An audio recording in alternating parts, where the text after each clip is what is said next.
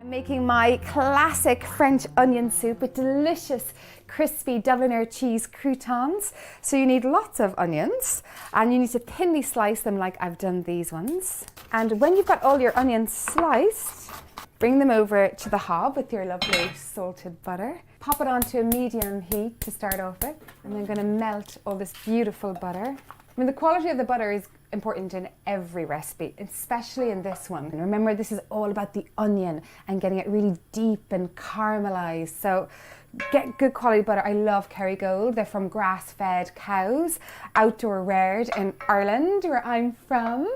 In go all my onions. It looks like an awful lot of onions, which it is. So the onions need to be glistening with butter. And then you put the lid on for 10 to 15 minutes. We want to soften it all down and sweat it with the steam that's going to be created by the heat.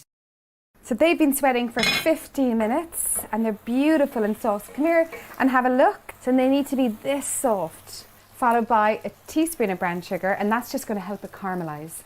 Put in my seaweed black pepper and a big pinch of sea salt. So this time I leave the lid off, stirring constantly while this browns up and gets gorgeous and caramelly. So I have a beautiful bunch of dried oregano that I keep near my cooker, and I'm just going to sprinkle a little bit of it on top of the onions. But you could do finely chopped rosemary, you could do finely chopped thyme, which would be beautiful in it as well. It just gives it that added depth of flavour. Just brings in something else. I'm getting my Dubliner cheese crunchy croutons on the go. So you want to slice up some sourdough bread and then cube them to about this size. Pop them on a roasting tray, just doing enough to serve 4.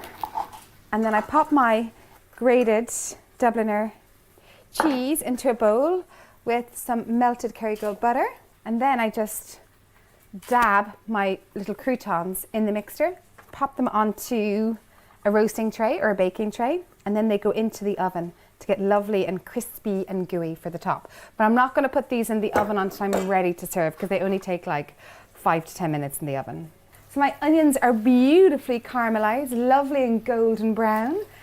And then I'm adding in some good quality beef stock. Now, if you're vegetarian and you want to use a vegetable stock, you can do. I mean, it is better with beef broth. So all my beef broth is in. I'm going to bring it to the boil and then let it simmer for about 15 minutes. And then it's done. Popping my Dubliner cheese croutons into the oven for just like 5 to 10 minutes. And the French onion soup is done. Oh, the deep caramel smells are so beautiful. And then the lovely crunchy croutons. This will add such great flavour and texture too, with the crunchy sourdough bread and the melting Dubliner cheese on top. My classic French onion soup with Dubliner cheese croutons. Oh, so good. I cannot wait to have this, and I bet you can't either. The recipe is below. Make sure you comment and let me know how you get on. Have a look at the other playlists for starters, main course and dessert, and I will see you soon back here in my kitchen. Lots of love.